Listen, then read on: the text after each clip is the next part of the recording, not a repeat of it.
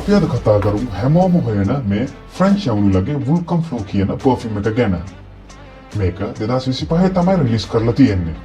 මේ පර්ෆියුම් එක ඉන්ස්පයර් කරලා හදලා තියෙන්නේ යුරෝ 350ක් විතර වෙන God of Fire කියන පර්ෆියුම් එකට 95ක් විතර සමානව. මේක ෆෘටි ට්‍රොපිකල් සුවඳක් තියෙන බෙස්ම සමර් ෆ්‍රේග්‍රන්ස් වලින් එකක්.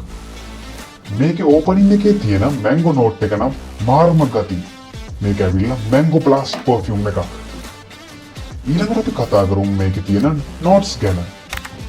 ටොප් නෝට් විදිහට මැංගෝ, ලෙමන්, ජින්ජර් අපිට බලා ගන්න පුළුවන්.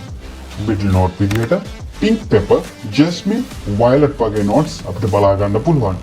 ඒ වගේම තමයි බේස් නෝට් විදිහට ටොන්කා බීන්, හැම්බර්ගර්, මූස් වගේ නෝට්ස් බලා ගන්න පුළුවන්.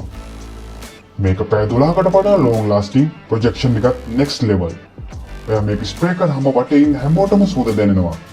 ඔයාලත් මැංගෝ නෝට් වල පර්ෆියුම් වලට ආසයි නම් මේක අනිවාර්යයෙන්ම අරන් try කරලා බලන්න.